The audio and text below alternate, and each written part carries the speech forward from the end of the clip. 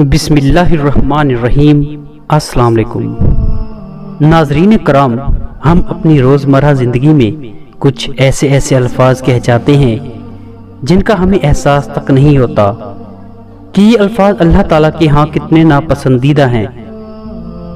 آئیے آپ کو کچھ ایسے الفاظ کے بارے میں بتاتے ہیں جن کو ہمیں بھول کر بھی استعمال نہیں کرنا چاہیے تاکہ ہمارا اللہ ہم سے راضی رہے۔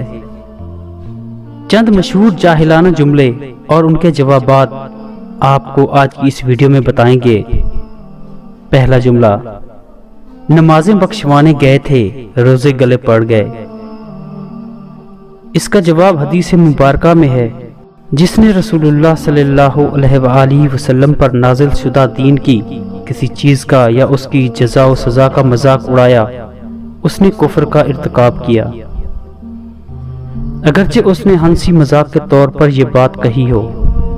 جملہ نمبر 2، محبت اور جنگ میں سب کچھ جائز ہے۔ بالکل غلط بات۔ بحیثیت مسلم ہمارے لیے محبت اور جنگ دونوں کی متعین حدود دین اسلام میں موجود ہیں جن سے تجاوز کرنا جائز نہیں۔ اگلا جملہ، 900 چوہے کھا کر بلی حج کو چلی، یعنی ساری زندگی گناہوں میں گزری، اب نیک ہونے کا کیا فائدہ؟ جواب 100% غلط ہے، کیونکہ بحیثیت مسلم لاکھوں کروڑوں چوہے کھا کر بھی اگر بلی حج کو جائے گی تو انشاءاللہ رب کی رحمت کو اپنے قریب پائے گی، گویا کوئی شخص کتنا ہی گناہ سے آلودہ کیوں نہ رہا ہو۔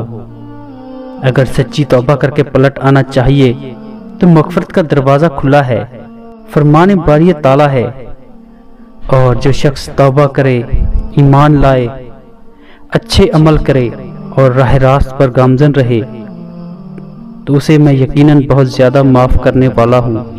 بلی حج کو چلی، یہ کہنا شاعر اسلام کی توہین ہے، اس لیے ایسا کوئی بھی جملہ جس سے اسلام و مسلمین کی تنقیص و تحقیر کا پہلو نکلتا ہو اس سے گریز کریں۔ اگلا جملہ ہے، آج کے دور کے مطابق دین میں تبدیلی وقت کی ضرورت ہے۔ جواب، اللہ فرماتا ہے، آج میں نے تمہارے لیے تمہارا دین مکمل کر دیا اور اپنی نعمتیں تم پر پوری کر دی اور تمہارے لیے اسلام کو دین پسند کیا۔ اگلا جملہ، آخر اللہ کو ہماری یاد آ ہی گئی۔ جواب، اللہ فرماتا ہے، تمہارا پروردگار بھولنے والا نہیں۔ سورہ مریم۔ اگلا جملہ، زمانہ بہت خراب ہو گیا ہے، زمانہ بڑا غدار ہے۔ اس کا جواب حدیث قدسی میں ہے، ابن آدم مجھے اذیت دیتا ہے، وہ زمانے یعنی وقت کو گالی دیتا ہے، جبکہ زمانہ میں ہوں، ہر حکم میرے ہاتھ میں ہے اور میں ہی دن کو رات میں پلٹتا ہوں۔